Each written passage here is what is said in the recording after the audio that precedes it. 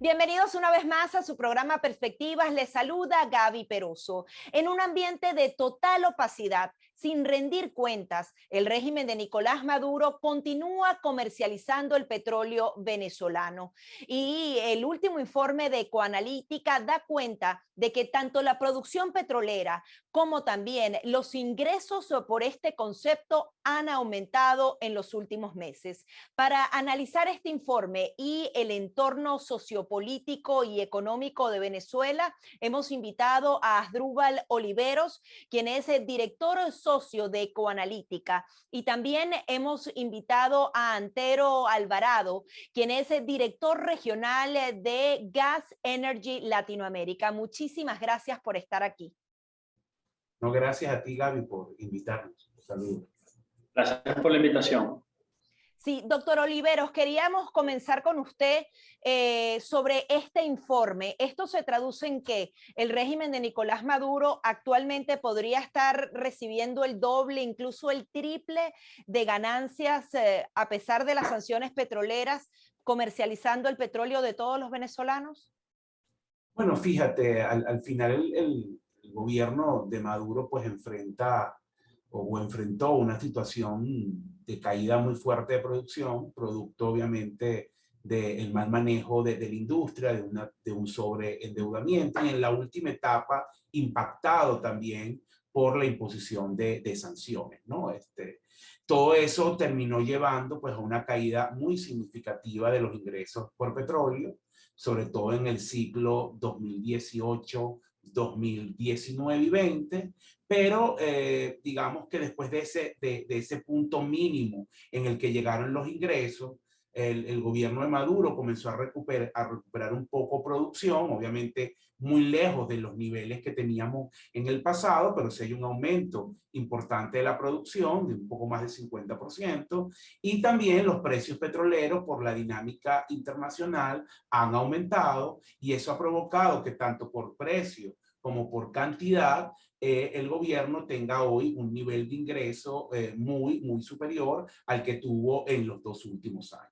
Por supuesto, eso no se acerca a los niveles que Venezuela llegó a tener en el ciclo, sobre todo del boom 2004 hasta 2010-2012, pero en el muy corto plazo estamos hablando de niveles de ingresos superiores a los 15.000 millones de dólares, que son altos en comparación con los 8.000, 9.000 millones de dólares que hasta hace 2 años estaba recibiendo el gobierno de Nicolás Maduro. Ahora, ¿qué otras cifras les sorprenden a ustedes de este estudio? Se hablaba de que tenían unas ganancias de unos 5.000, ahora es como unos 16.000, un poco las cifras que usted está dando, y adicionalmente los niveles de producción. Se habla de más de 800.000 barriles en la actualidad. ¿Cuánto era antes? Un poco que nos ahonde un poco más en algunas de las cifras que ustedes Sí, encontraron a través claro. de esto. Mira, al final, hasta hace algunos años, Venezuela llegó a tener niveles de producción por debajo de los 400.000 barriles. Hoy está más cerca de los 700.000 barriles y puede incrementarse ligeramente de aquí a cierre de año. Obviamente ese incremento también está atado a lo que termine pasando con el tema sanciones y una potencial revisión de las mismas. Eso, por supuesto, hay una mejora importante en el flujo de los ingresos. También el descuento con el cual el gobierno venezolano vendía el crudo, porque obviamente es un crudo sancionado, es un crudo cuyo sistema de pagos es bastante complejo para evitar un poco que eso pase por las cuentas internacionales que pueden ser monitoreadas o por las sanciones o incluso bloqueado esos fondos. Todo eso lleva a una ingeniería financiera muy sofisticada, a múltiples intermediarios para comercializar ese crudo, y eso termina provocando un descuento que en algunos momentos llegó a representar entre 30 a 40% del precio petrolero, y eso pues tiene un impacto digamos, en el flujo de caja, o tuvo un impacto en el flujo de caja. Hoy ese descuento se ha reducido, los precios están más altos, y por eso el gobierno pues maneja hoy niveles de ingreso muy superiores a los que tuvo en los últimos 2 años. Si tú lo comparas con 2019, los niveles de ingreso son 200% más. Es decir, prácticamente casi que 3 veces lo que recibía en 2019. Y si lo comparas con el año pasado, estamos hablando de incremento que puede estar por el orden del 70% más. Entonces, al final, pues hay una mejora relativa en términos del flujo de ingresos, con un punto clave, que estos ingresos son manejados totalmente por el gobierno, dado la dinámica de las sanciones y que eso provocó que las empresas mixtas, las empresas socias de PDVSA, prácticamente no pudieran operar por esta dinámica. Hoy los ingresos son manejados a exclusividad por el gobierno de Nicolás Maduro, o PDVSA, ¿no? Sí. Doctor Alvarado, quería que nos diera un poco su visión de lo que está sucediendo justamente con este crecimiento que es lento, pero persiste en el tiempo por parte de la industria petrolera venezolana, y esto colocado en el contexto internacional, con unos precios del petróleo altísimos que también podrían favorecer al régimen de Nicolás Maduro. Su visión general de la situación actual venezolana. Mira, lo que nosotros vemos es que hubo varios momentos importantes en la industria y creemos que uno de ellos fue mayo 2021. En ese momento el ministro anunció de que iban a empezar a pagar por adelantado a algunas empresas, básicamente empresas de servicios petroleros. Estamos hablando de empresas que tienen equipos de workover, que son una especie de pequeños taladros, no son taladros de perforación, son taladros de acondicionamiento. Hoy en día hay más o menos 46 equipos de estos tanto en Oriente como en Faja, y han habido como una inversión de $50 millones al mes. Con ese presupuesto empezaron a pagarle a estas empresas, sacar equipos, y pasamos de tener en abril de 495 a un pico de diciembre de 913. El 24 y 31 de diciembre del año 2021, la producción superó el 1.000.000 de barriles. Sin embargo, mantener estos niveles de producción requieren grandes ingresos, grandes egresos de dinero, quiero decir, y hoy en día tuvimos la cifra que todavía no va a publicar OPEP, pero la cifra preliminar, lo que estamos viendo es que en diciembre tuvimos un pico de 913 promedio, y después la producción vuelve a caer para ubicarse entre los 800, 820, y en marzo la cifra que tenemos es 751. Esto también varía mucho por temas logísticos de los diluentes que vienen de Irán, que antes venían de Rusia, y el hecho de las sanciones ha hecho de que entonces PDVSA tenga que buscar ese diluente en Irán. Otra cosa que comentó Asdrúbal, que es importante, es que las sanciones evitan que los socios le cobren a PDVSA. Eso quiere decir que las sanciones benefician a PDVSA. Entonces, a veces cuando la gente habla de que si las sanciones son buenas o malas, pues hay que entender los detalles, ¿no? Muchas de las deudas grandes de las empresas occidentales no pueden ser cobradas. Yo sí creo que debería PDVSA pagar todas esas deudas, ¿no? Porque al final todo ese dinero que no paga es ingresos que le entran a ella, ¿no? Entonces, a veces las sanciones, yo sí creo que las sanciones benefician a PDVSA. PDVSA no está tampoco con un objetivo de subir producción a 2 millones, 3 millones, o sea, eso para ellos tienen un objetivo quizás más a corto plazo, que es mantener producción, y nosotros los ingresos que nosotros estimábamos para el momento de noviembre 2020, cuando se suspenden los swaps de diésel, que era prácticamente que PDVSA intercambiaba crudo por diésel, una medida de Estados Unidos que prohibió bajo amenaza de sanciones secundarias a quienes estuvieran involucrados en eso. Bueno, para ese momento nosotros estimamos que los ingresos eran $170 millones al mes. Hoy en día están por encima de los $1.900 millones al mes, debido a esta situación de que al final mucho de ese dinero que le entra a PDVSA pues no tiene que rendirle cuentas a nadie, no paga a los grandes deudores que tiene, ¿no? Entonces, además de esto, al final el tema del mercado interno, PDVSA ya está entrando dinero por venta de gasolina, más o menos $100 millones al mes, y por diésel 20 más, y no se está importando ningún tipo de combustible, con lo cual PDVSA no tiene ninguna erogación de dinero. A estos precios hubiese sido muy difícil para PDVSA traer gasolina importada. Sí, ahora yo creo que para el ciudadano común es un poco, no entienden bien lo que pasó, nosotros nos quedamos en una política de máxima presión por parte de Estados Unidos, en donde justamente se impusieron estas sanciones petroleras y también los venezolanos entendían que esa producción había disminuido y que no había tanto dinero. Si puede cada uno hablarnos en detalle cómo logra el régimen de Nicolás Maduro hacer triangulación, descuentos, pero al final ganar millones y millones de dólares sin tener que rendirle cuenta a los venezolanos. ¿Cómo fue esa evolución desde las sanciones que en teoría debían llevarlos a una producción a cero a lo que está pasando hoy en día, que son más de 800 barriles petroleros? Comenzamos con usted, doctor Oliveros. Bueno, fíjate, Gaby, yo creo que al final hay que entender un poco la naturaleza del gobierno de Maduro, un gobierno aferrado al poder y que no está dispuesto a perder y entregar el poder. Entonces, cuando tú impones una sanción y tienes una lógica donde la clave es la estabilidad del poder, tú lo que buscas es un mecanismo que te permita neutralizar, que te permita enfrentar, que te permita de alguna manera vivir a pesar de la sanción.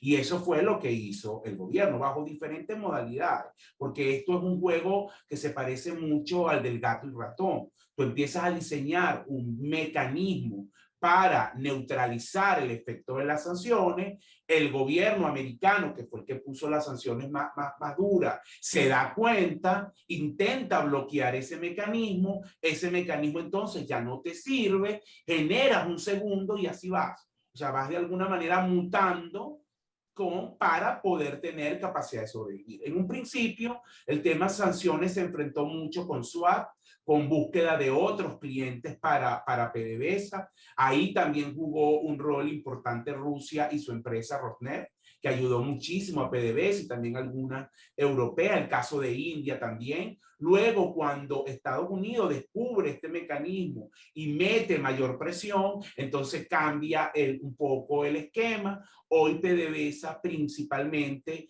vende su crudo a través de múltiples intermediarios, prácticamente tiene, digamos, que depender muchísimo de estos intermediarios y le pagan principalmente en efectivo o le pagaban a través del sistema financiero ruso. Ahora la pregunta que nos hacemos todos es cómo se va a manejar esto en un contexto donde, bueno, las sanciones a Rusia y a sus bancos son bastante estrictas. Entonces, ha habido pues un pragmatismo y una capacidad de mutar del gobierno de Maduro a tal punto, y yo coincido totalmente con la apreciación de Antero, que hoy en ese marco de las sanciones, PDVSA ha construido y el gobierno una estructura donde ellos se pueden beneficiar de las sanciones y los costos lo padece principalmente el país, las empresas, no del gobierno, el sector privado y los ciudadanos. ¿Por qué? Porque hay un riesgo reputacional enorme.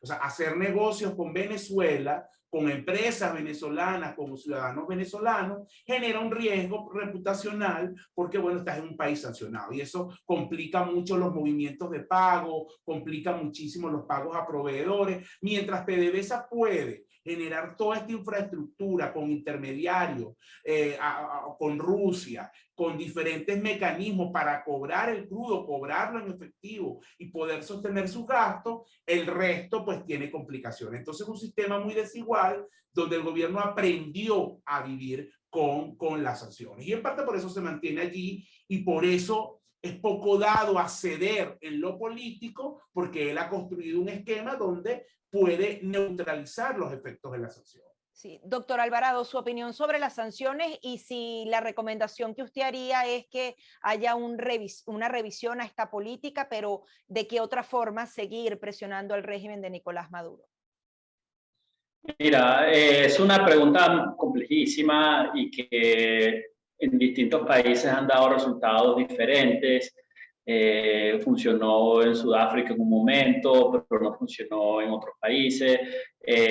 Lo que sí vemos es que hasta ahora pareciera que los resultados hay que revisarlos, o sea, y esto hay que verlo bajo la óptica de lo que hay. O sea, la gente en la calle en Venezuela dice, bueno, pero como hay gasolina, no se está importando, o sea, juro, tiene que estar produciendo.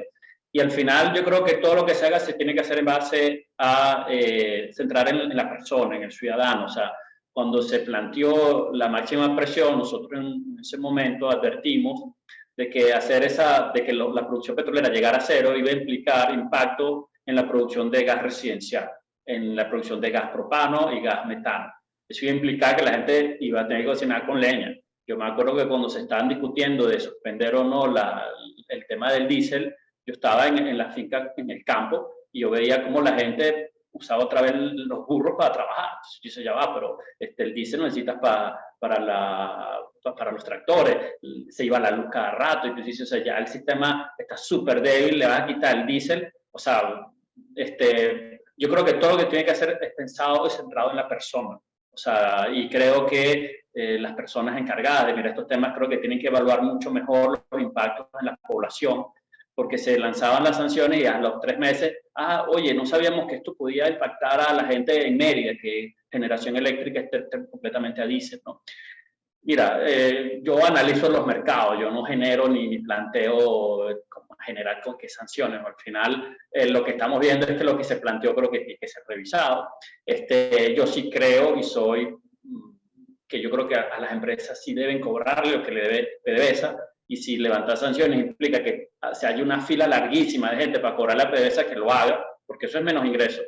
Al final también cuando se fueron las grandes empresas que venían a recoger crudo a Venezuela, también se perdió la mística de la operación, o sea, de que había estándares de trabajo, de seguridad, todo eso se perdió cuando se fueron estas empresas. Entonces al final, al final esto quedó controlado por manos de sindicatos y gente que no tenía ningún tipo de control sobre esto. Entonces, cualquier cosa que se tenga que hacer, yo creo que se tiene que pensar en los impactos que tenga esto en la gente. Yo sí creo que hay mucha gente que sanciones individuales, las que quiera, pero yo creo que cuando se hablan de este tipo de cosas hay que ver las cosas analizando la persona y el ciudadano común.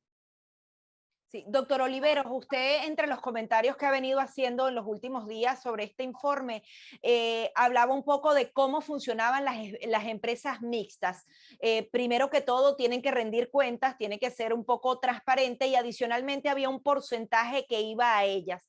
Si nos puede decir sobre ese porcentaje y cómo podría funcionar en caso de hacer algún tipo de reforma, y si eso incluso ese porcentaje podía llegar al tema de la ayuda humanitaria. ¿Cómo podría un nuevo esquema beneficiar a los venezolanos? Sí, mira, el tema es amplio, ¿no? Tiene muchas aristas la pregunta que tú haces. Por un lado, la gobernanza con las empresas mixtas. PDVSA es socio mayoritario, tiene un poco más del 50% en estas empresas. Por lo tanto, al final, en los resultados de la misma y las ganancias que den, al socio minoritario le corresponde una parte, tal como lo ha señalado Antero y queda reflejado en el informe. Desde que se impusieron las sanciones y estos socios que son empresas internacionales que al final, como sobre todo con las sanciones secundarias que tiene efecto en sus negocios en mercados clave, como el mercado de los Estados Unidos y los europeos, entonces al final tuvieron que disminuir un poco su operación junto a PDVSA, y PDVSA se ha quedado en algunos casos operando esos campos y en algunos casos quedándose con toda la ganancia sin repartir a los socios. Por supuesto, eso es una deuda. En algún momento eso tendrá que ser renegociado. A lo que hay que ir es a un esquema un tanto más transparente. Yo lo que creo es que al final tiene que haber sincronía entre la negociación política que corresponde a los actores políticos. Obviamente aquí los actores relevantes son gobierno, oposición, gobierno de los Estados Unidos e Unión Europea, discutir los temas políticos que atañen a todos y que tienen que ver principalmente por las conversaciones previas, temas ligados, por ejemplo, institucionalidad, justicia, temas ligados a justicia transicional, temas ligados a presos políticos, garantías electorales. Esa es una discusión política. Y por otro lado está el tema sanciones, atada a esa discusión política y atada a los acuerdos que se logren en términos políticos, que permita flexibilizar y que eso tenga impacto en la ciudadanía. Entonces, ¿eso qué significa? Bueno, en primer lugar, cuando tú operas con una empresa mixta, esta empresa mixta, digamos, da sus resultados, da los números, tú puedes también generar esquemas. Hay múltiples, eso se puede evaluar, donde parte de esas ganancias petroleras se destinen a áreas específicas. El tema humanitario, el tema eléctrico, que es fundamental hoy en Venezuela. Venezuela tiene un sistema eléctrico colapsado. En la medida que la economía siga creciendo, está ahorita en un foso. Hay algunos sectores que están mostrando signos de crecimiento, pero eso somete a estrés el sistema eléctrico, porque no está preparado para mayor actividad. Entonces, tú puedes tener un esquema donde parte del incremental que puede recibir Venezuela en ingresos por petróleo, en un marco de flexibilización de sanciones, se dirigen a actividades específicas de impacto para los ciudadanos y para minorar la crisis. Áreas como el tema humanitario ligado a alimentos y medicina, que es clave hoy en Venezuela, áreas como electricidad y áreas como infraestructura e incluso reinversión en la propia industria, que obviamente le hace falta, porque Venezuela en un escenario de revisión de sanciones puede llevar sus ingresos cercanos a los 30.000 millones de dólares. Es un incremento, bueno, no es todavía el tope al que llegaba el gobierno. ¿En cuánto tiempo podría ser eso? Bueno, eso podía ocurrir en 2-3 años, incluso con rapidez, dependiendo del grado de inversión que se haga, pero eso puede tener impacto, insisto, en calidad de vida de la gente y es lo que se debería lograr. Ahí, insisto, en el punto para mí clave es la sincronía entre la negociación política y el tema sanciones. No pueden estar separadas. Claro, ¿cómo le dan garantías a esas empresas privadas? Ahí, por eso es que digo, eso es parte de una negociación política. Tú necesitas probablemente redefinir el marco de actuación de esas empresas. Y eso puede pasar por un nuevo marco, por ejemplo, fiscal, tributario para esas empresas. ¿Tienen que cambiar la ley de hidrocarburos también? Probablemente, no lo descarto, tú tengas que revisar la ley de hidrocarburos para una nueva situación del mercado, del mercado petrolero, tanto venezolano como internacional, en un contexto donde el mundo habla de transición energética. Entonces yo creo que ahí hay unos elementos que es un debate importante y es parte también de una discusión institucional que lamentablemente no estamos viendo en este momento. Todo el mundo se centra en la reunión que hubo Estados Unidos-Venezuela, de los gobiernos, pero detrás de eso hay unos elementos complejos de revisar que son los que al final van a tener impacto sobre, bueno, mayor producción para Venezuela y cómo eso puede afectar a la gente, ¿no? Sí, quería justamente referirme a ese tema. Ha habido muchos rumores sobre reuniones, sobre el levantamiento específico de sanciones a empresas extranjeras o empresas norteamericanas que todavía están dentro del territorio venezolano. Pero, doctor Alvarado, quería comentarle ¿cómo se hace ese levantamiento de sanciones? Porque se hacen una cantidad de rumores, pero hay una cantidad de pasos a seguir a través de la OFAC.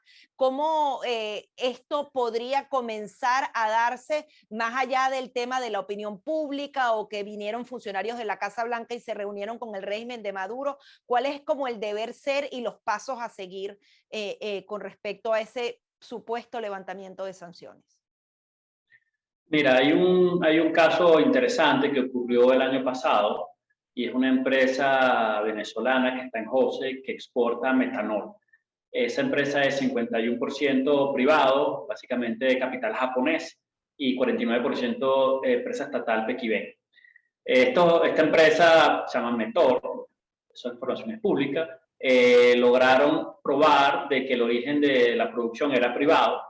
Y de que ellos necesitaban una licencia para volver a exportar metanol hacia los Estados Unidos. De hecho, eso se logró luego de una explicación y un proceso de clarificación frente a OFAC de que eso era controlado por una empresa privada, a pesar de tener 49% a una empresa estatal que quizás era un sujeto SDN, ¿no? Al final, ese metanol llegó a Houston y se probó de que mientras el privado tenga una mayoría accionaria, pues cualquier proyecto, tanto de petroquímica como gas natural, si se prueba y se hacen todas esas gestiones, pues no tendrá ningún tipo de inconveniente.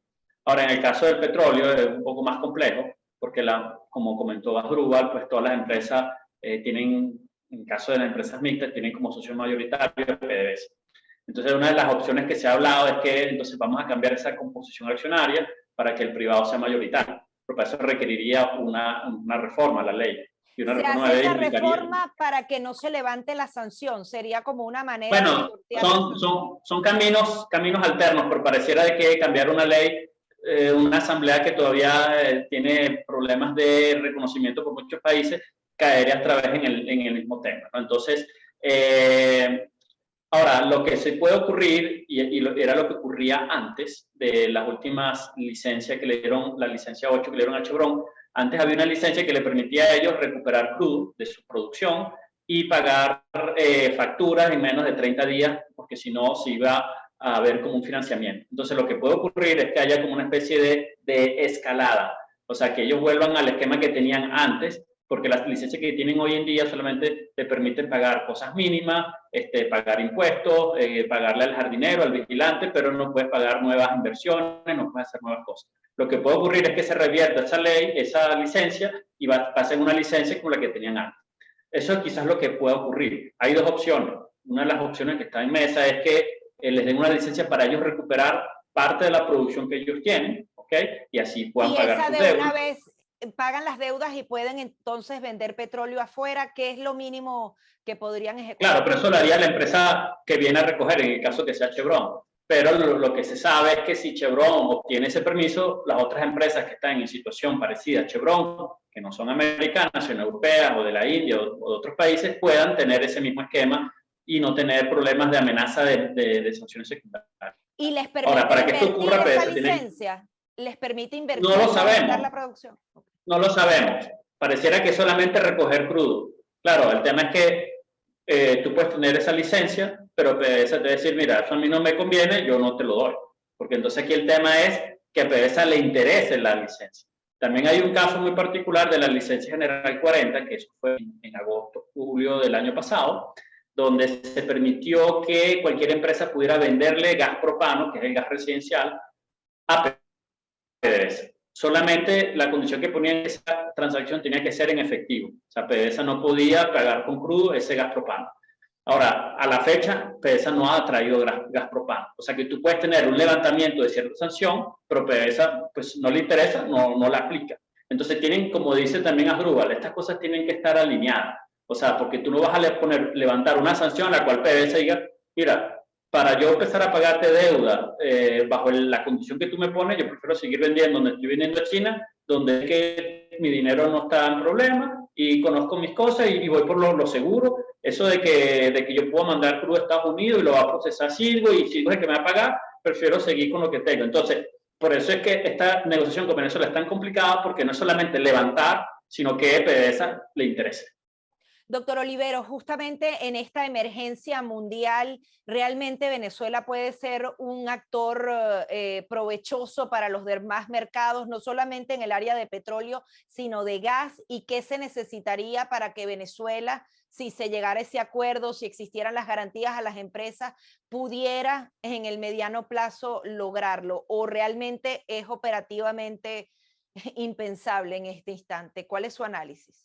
No, mira, yo creo que Venezuela puede, claro, tiene la condición más importante, tiene petróleo, tiene gas, reservas probadas, con elementos comparado con otros mercados de fácil extracción, pero por supuesto, tiene que darse en un marco distinto, tanto desde el punto de vista político como desde el punto de vista institucional. Es decir, tú tienes que dar sobre todo garantías para atraer inversión extranjera. Con la PDVSA que tenemos hoy es imposible que eso pueda arrancar. Tú necesitas allí operadores extranjeros, necesitas garantías, necesitas construir un marco jurídico, tributario, fiscal diferente para atraer estas inversiones, para ver dónde pueden ser efectivamente rentables. Eso es posible, pero eso pasa, y vuelvo a conectar con lo que dije antes, por la construcción de acuerdos políticos. Si tú no logras vencer la traba de la crisis política, la crisis institucional, la crisis de reconocimiento a quien está en cabeza del jefe de Estado, difícilmente tú puedes avanzar en una línea de convertir a Venezuela en un mercado atractivo desde el punto de vista energético. Tiene condiciones, digamos, naturales, operativas para eso, pero hace falta trabajar en unas condiciones que sean lo suficientemente atractivas para la inversión extranjera. Quería las conclusiones finales de cada uno de ustedes sobre los pros y los contras de una reapertura petrolera en Venezuela. Comienzo con usted, doctor Alvarado. Mira, mucha gente le apostó a que ocurriría una apertura con cambio político, o sea, que hubiese primero un cambio político y después un cambio económico. Pareciera que las cosas que están pasando son al revés, primero un cambio económico y después un cambio político. Lo que se habla es que si se da una apertura bajo este último esquema, pues no va a tener el mismo impacto que tendría en caso de un cambio político. El tema es que, bueno, mi Asdrúbal y yo controlamos el tema político, hablamos del tema económico y el tema petrolero y de eso es lo que hablamos.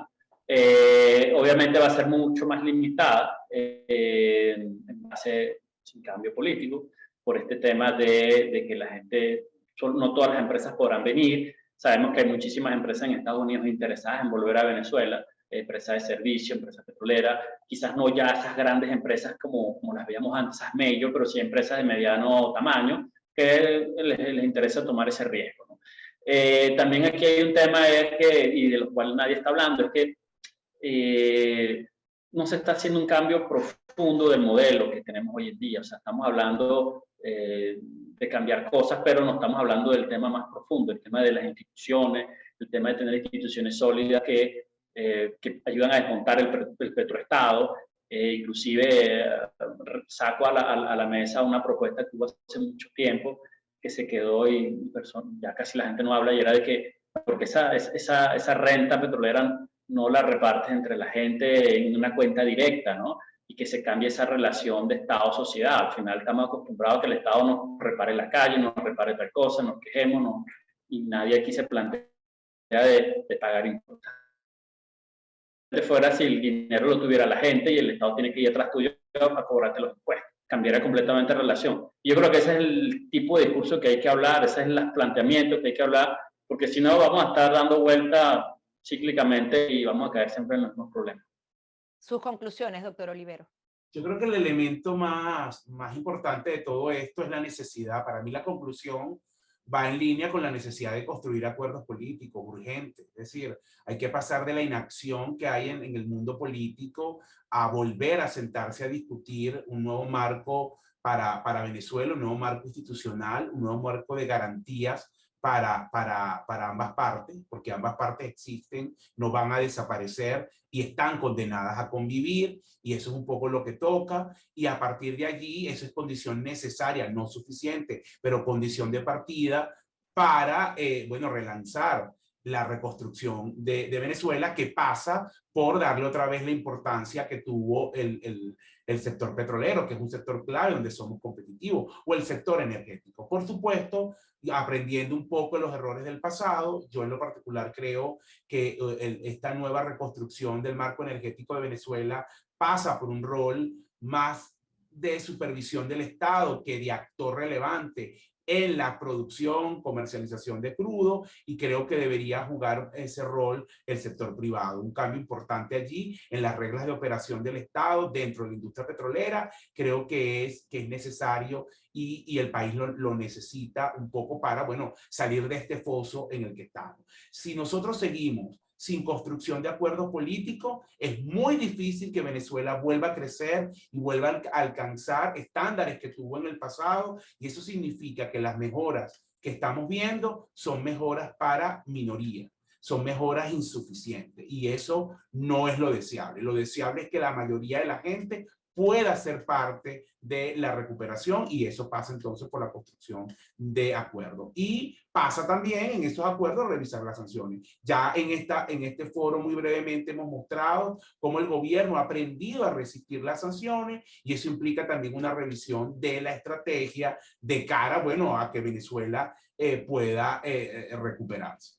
Eran las declaraciones de Asdrúbal Oliveros, quien es director socio de Ecoanalítica, y Antero Alvarado, quien es director regional y socio de Gas Energy Latinoamérica. Hasta aquí nuestro programa Perspectivas.